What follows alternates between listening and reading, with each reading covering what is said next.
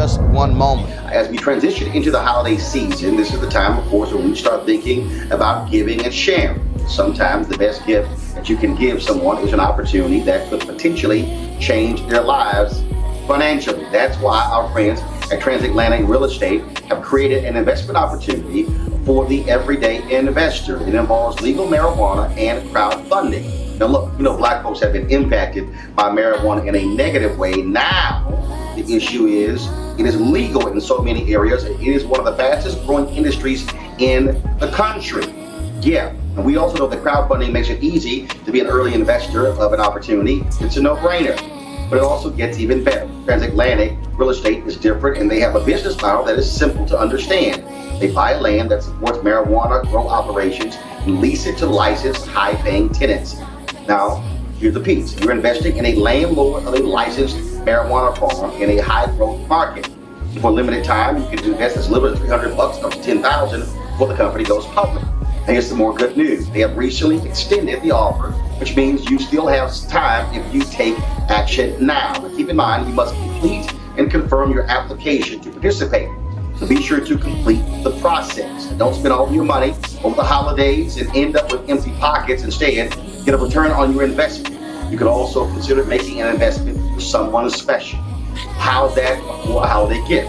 This is a good idea. To get started, go to marijuanastock.org and marijuanastock.org for you to get in the game. Now back to your Roland Martin Unfiltered. And Congressman Scott, how you doing? Doing fine, Brother Martin. How you doing? Happy 112th.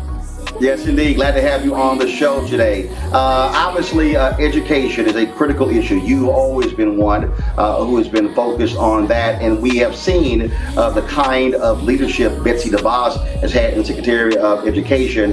Many are highly critical of what she has been doing as Secretary of Education, especially when it comes to these for-profit universities. The Obama administration went after them, saying they were not helping students, and they were frankly just taking their money. What is the first task you have on hand leading that committee to address the issues in the Department of Education? Well, the first thing that we have to recognize is that Alpha Phi Alpha had it right a long time ago, almost 100 years ago. We established a program, Go to High School, Go to College, which encourages young people to go to high school and then follow through by going to college. We know that 2/3 of the jobs of the future will require some education and training past the high school level.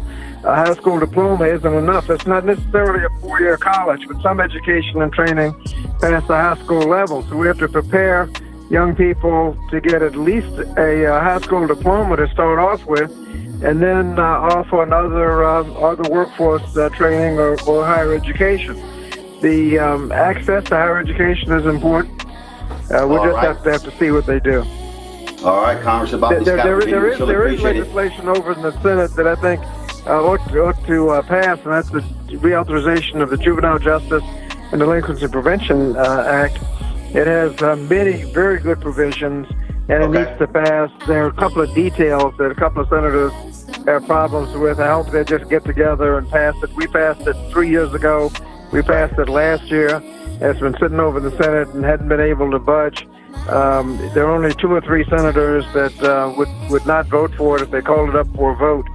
So reauthorizing the Juvenile Justice and Delinquency Prevention Act ought to be a high priority, and if they don't get around to it this time, it'll be one of the first things we do. Oh, by the way, we're changing the name. It won't be education in the workforce. It'll be education and labor. All right, Congressman Bobby Scott of Virginia. We appreciate it. Thanks a lot.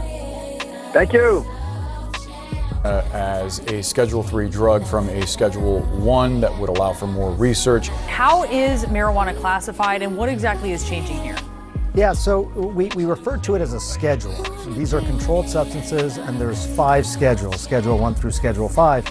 And what President Trump and others were sort of referring to is the fact that for a long time now, cannabis has been considered a Schedule 1 substance. And one of the headlines is that it has no accepted medical use. Okay, so that's what a Schedule 1 is. It also has high potential for abuse, and to give context, heroin is a Schedule 1 substance, LSD, ecstasy. So there are 5 schedules. We're now talking about cannabis going to be a Schedule 3 substance. First thing you'll notice if you look at Schedule 3 is it no longer says this language about not having any accepted medical use.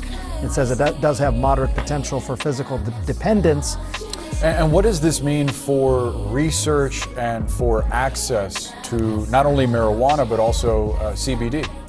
So under Schedule 1, it was really hard to get this research done.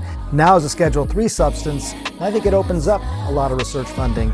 You also heard from Dr. Oz there talking about the fact that at the Innovation Center for CMS, Center for Medicaid Services, they're going to start doing trials and targeting people over the age of 65 as well, providing cannabis, providing CBD specifically for different conditions, including chronic pain and sleep and things like that.